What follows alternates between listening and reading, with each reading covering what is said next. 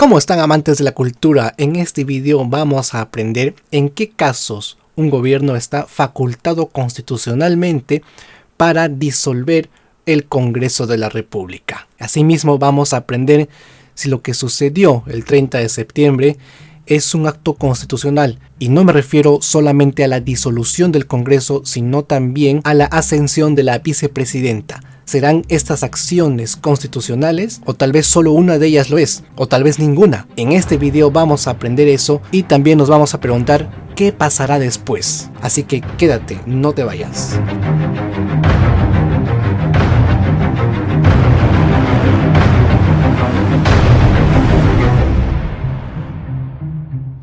Bien amigos, antes de empezar tengo un anuncio que hacerles. ¿Se acuerdan que hace un tiempo hice un video sobre motos eléctricas? Pues una marca de motos eléctricas vio el video y decidió apostar por mí, apostar por este canal. Motocicletas Luyuan está apostando por la cultura y auspiciando este video. Van a sortear una moto eléctrica para Navidad y Año Nuevo, así que en la descripción está el enlace para el sorteo. Ahora sí entramos al tema. Bueno, para empezar, lo que ha hecho Martín Vizcarra el día 30 de septiembre de 2019 ha tenido un amplio apoyo de la población, o al menos eso es lo que se ha visto, eso es lo que ha reflejado los medios de comunicación y la internet. No se sabe el porcentaje de aprobación, pero lo cierto es que es mayoritario, es una aprobación mayoritaria. Sí que es verdad que hay un pequeño grupo que no está de acuerdo con esta disolución del Congreso, y parte de este pequeño grupo menciona que el acto ha sido un golpe de Estado o una acción totalmente dictatorial. Sin embargo, un golpe de Estado se caracteriza por usar a las Fuerzas Armadas, y en esta disolución del Congreso no se ha visto el accionar de las Fuerzas Armadas. Solo hay un respaldo hacia el Ejecutivo, pero no hay una acción de armas o una intimidación, porque normalmente los golpes de Estado se caracterizan por tener esto. Recordemos lo que hizo Odría, usó a las Fuerzas Armadas. Velasco también lo hizo. Fue con tanques al Palacio de Gobierno a sacar en pijamas a Belaúnde y mandarlo al exilio en un vuelo a la Argentina. Fujimori también usó las Fuerzas Armadas en el año 92.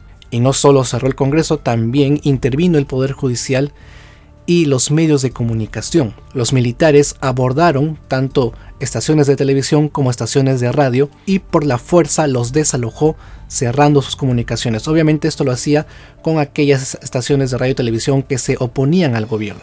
Y el día 30 de septiembre no hemos visto que las Fuerzas Armadas intervengan en el Poder Judicial, ni mucho menos los medios de comunicación.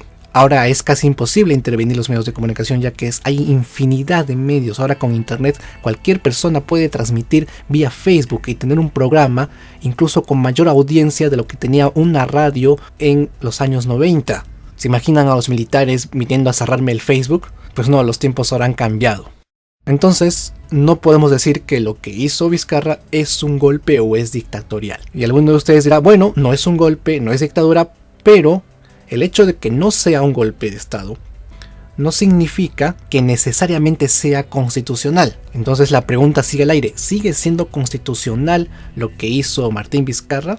Muchos congresistas dijeron que esto fue un delito. ¿Es un delito disolver el Congreso? Pues el artículo 117 de la Constitución dice que sí es un delito. Es un delito acusable a menos que se haya hecho bajo los estatutos del artículo 134. Y ustedes dirán, ¿no es el presidente inmune?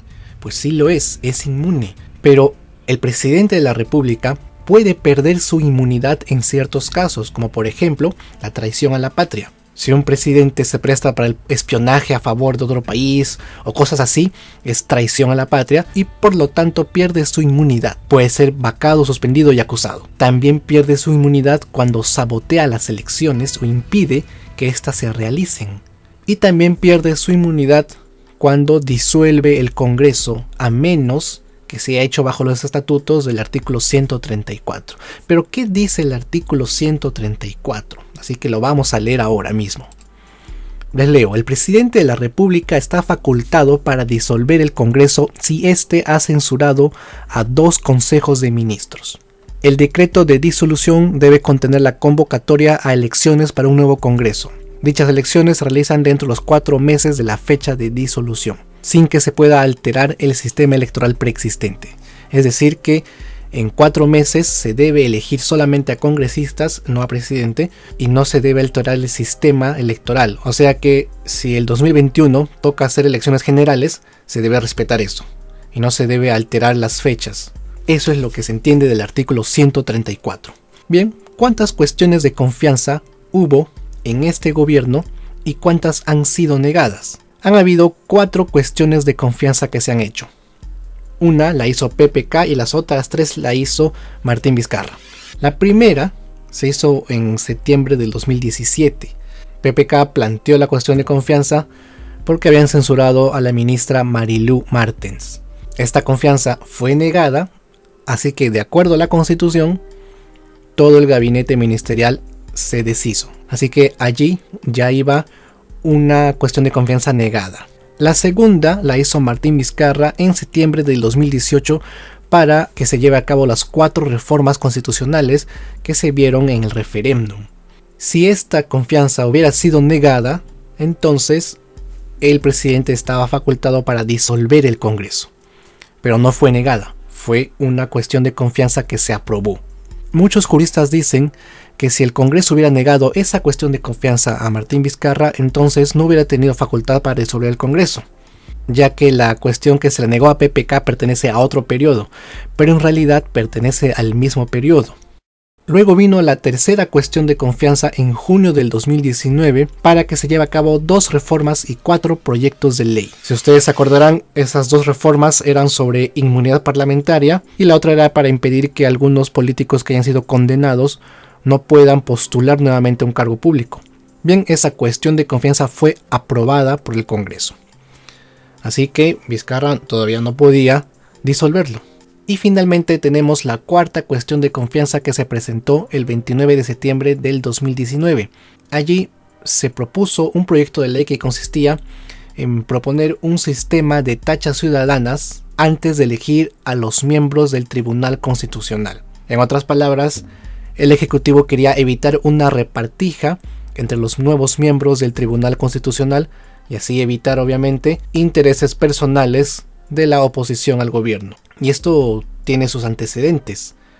Primero, el Ejecutivo había planteado un adelanto de elecciones, lo cual se archivó. Luego de esto, se quería manipular el Tribunal Constitucional. Ante esto, es que el ministro del Solar, el primer ministro, va al Congreso a proponer la cuestión de confianza para evitar que se haga una manipulación del Tribunal Constitucional. Otro antecedente es que no le permitieron el ingreso muy fácil al primer ministro, pero de acuerdo al artículo 129, él sí tenía la facultad de poder ir y comportarse como un congresista cualquiera. Bueno, no podía votar como congresista, pero sí podía hacer uso de la palabra como tal. Y entonces ahí tenemos nuestras 4 cuestiones de confianza. Y según el artículo 134, solo basta que 2 cuestiones de confianza sean negadas para que el presidente pueda disolver el Congreso de manera constitucional. ¿Cuántas han sido negadas? La primera ha sido negada, la que presentó PPK. La segunda fue aprobada. La tercera también fue aprobada. Y la cuarta, ¿se aprobó o no se aprobó?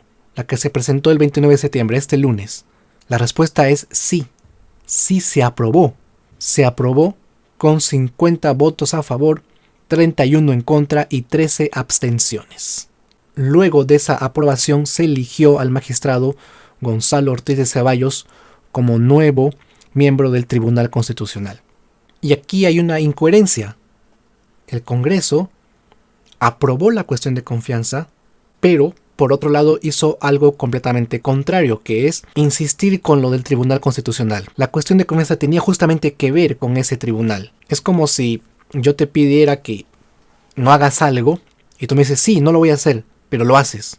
Entonces tu palabra no vale, pues. O sea, se aprobó en la teoría, en el papel se aprobó la cuestión de confianza, pero en la práctica no, porque se eligió a un miembro del Tribunal Constitucional. Incluso se quería elegir a más miembros.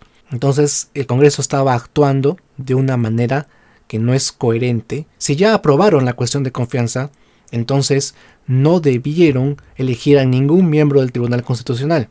Por consiguiente, la cuestión de confianza fue negada en la práctica. A esto Vizcarra se refiere cuando dice que ocurrió una denegación fáctica. Esto lo dijo en su mensaje a la nación, cuando disolvió el Congreso. Si yo apruebo mediante un documento o algo, y luego en la práctica hago lo contrario, entonces ¿de qué sirve haber hecho esa aprobación? Se está negando la cuestión de confianza en la práctica. Por lo tanto, la disolución del Congreso es totalmente constitucional también en la práctica. Y sería inconstitucional en la teoría. Es un poco difícil de entender, pero muchos juristas han expuesto estas dos versiones. Muchos se han contradecido. Unos decían que es constitucional, otros que no lo es, porque el Congreso sí aprobó la cuestión de confianza. Por lo tanto, no puede cerrar el Congreso. Y otros decían, pero eligió a un miembro del Tribunal Constitucional. Es como si no hubiera aprobado ninguna cuestión de confianza. Simplemente fue de boca, fue algo protocolar. En la práctica no aprobaron nada. Es por eso que el presidente Vizcarra actuó como actuó. Más tarde ocurrió algo muy raro. Iban a vacar al presidente, pero se requerían 87 votos. Como no los tenían, decidieron por la suspensión. La suspensión del cargo del presidente está regido en el artículo 114 de la Constitución.